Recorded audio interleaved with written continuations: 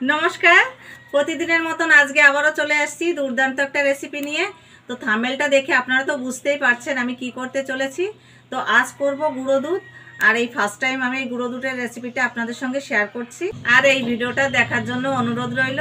তো আপনারা পুরো ভিডিওটা দেখবেন, আশা করি ভালো লাগবে। আজকে যে গুঁড়ো দুধটা তৈরি করব কোনো রকম ভেজাল ছাড়াই আমি বাড়িতে তৈরি করছি।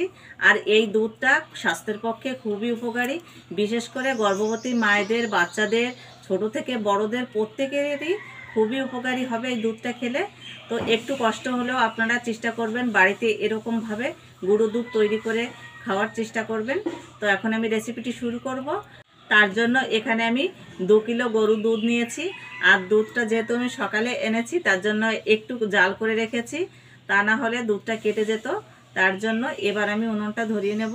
কড়াইটা বসিয়ে দেব, উনুনটা ধরিয়ে নিয়েছি। দুধটা আগের থেকে ছেঁকে নিয়েছিলাম, এবার দিয়ে দেব।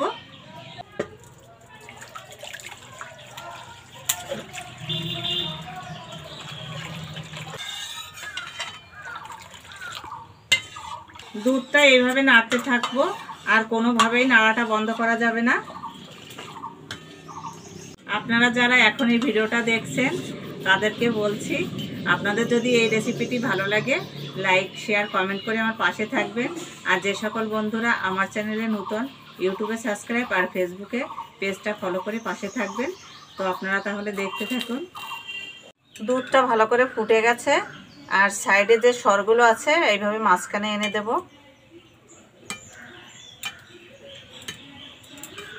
আর সব দিকে ঠিকঠাক জাল হচ্ছে কিনা সেটাও খেয়াল রাখতে হবে। মিডিয়াম আছে এইভাবে দুধটা জাল করে নেব ভালো করে। যতবার এইভাবে দুধের সরটা পড়বে ততবারই এইভাবে মাঝখানে এনে দেব, আর দুধটা এইভাবে জাল করে ভালো করে শুকিয়ে নেব। এই দেখুন কতটা ঘন হয়ে গেছে, আর চারি সাইড থেকে এইভাবে সরটা মাঝখানে দিয়ে দেব।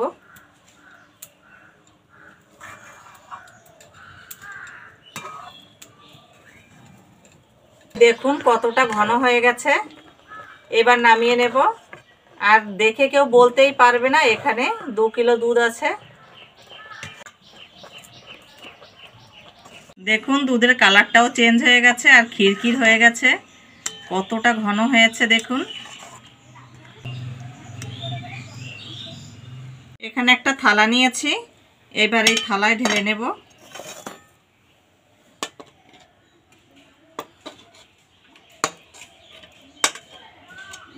এবার চারিদিকে এইভাবে ছড়িয়ে দেব থালাটা ধরে একটু ঝাঁকা দেব, তাহলে ঠিকঠাক বসে যাবে। আর এইভাবে একটু ছড়িয়ে দেব। এবার আমি এই থালাটা রোদে দিয়ে আসব। আর কত সময় কিংবা কত ঘন্টা লাগছে এটা শুকানোর পরেই আমি বলতে পারবো, কারণ তার আগে তো বলা সম্ভব নয়। এবার আমি রোদে দিয়ে আসব। এই দেখুন এইখানে কত সুন্দর রোদ এসেছে, এইখানেই দিয়ে দিলাম। তো একদিন পর কালারটা কত সুন্দর চেঞ্জ হয়ে গেছে। আর মাঝখানটায় এই দেখুন কতটা নরম, তার মানে এখনও শুকায়নি। এবার উল্টিয়ে দেব।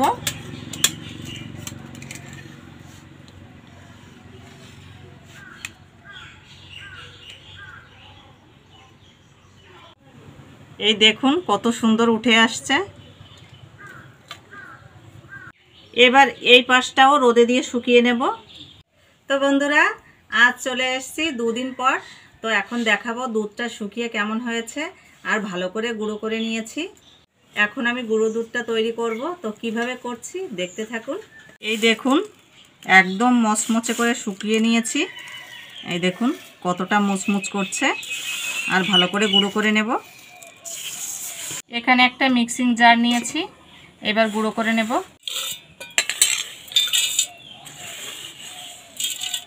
তো এখানে আমি 1 বাটি চিনি নিয়েছি। এইবার এখানে যে দুধটা আমি ঢেলে নিয়েছি, মানে দুধটা গুঁড়ো করে, এইবার এর ভিতরে আমি এই চিনিটা পাউডার করে নেব। যেহেতু গুঁড়ো দুধটা একটু মিষ্টি মিষ্টি হয় তার জন্যই চিনিটা দেওয়া। তো এখানে চিনিটা আপনাদের পছন্দ অনুযায়ী দেবেন, বেশি কম। তো এখন দিয়ে দেব। এখানে একটা চালনি নিয়েছি, এবার চেলে নেব। এই দেখুন এই যে ডালা ডালা মতন। তো ফ্রেশ দুধটা বের করতে একটু চেলে নেব।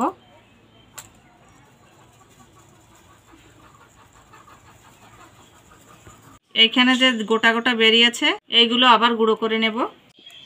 তো বন্ধুরা সবটাই আমি চেলে নিয়েছি।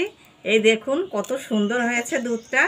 তবে দোকানে যেরকম সাদা হয় ধবধবে একদম দেখতে, অতটা সাদা হবে না, কিন্তু সাদা না হলে এই দুধটা খুবই উপকারী। আর এই দুধটা দিয়ে আপনারা চা, কফি, পায়েস, যে কোনো পিঠা খেতে পারবেন। তো ঘরে থাকলেই অনেক কাজে আসবে। আপনারা খুব সহজভাবে বাড়িতে এই দুধটা তৈরি করতে পারবেন। আর এই দুধটা কিনতে গেলে বাজারে এখানে প্রায় 500 গ্রাম দুধ হয়েছে, তো বাজারে কিনতে গেলে 250 টাকা দাম পড়বে। এখানে কিন্তু আমি 100 টাকার দুধ নিয়েছি 2 লিটার। তো 2 লিটার দুধে আমার 500 গ্রাম গুঁড়ো দুধ তৈরি হয়ে গেল। কতটা সহজভাবে আপনারা তো দেখলেন। তো আপনাদের যদি এই রেসিপিটি ভালো লাগে লাইক, শেয়ার, কমেন্ট করে পাশে থাকবেন। তো এখন আমি থালাটা সাজিয়ে নেব। দেখুন দুধটা কত সুন্দর লাগছে, একদম খাঁটি গরুর দুধের গুঁড়ো দুধ, একদম ভেজাল ছাড়া দুধ।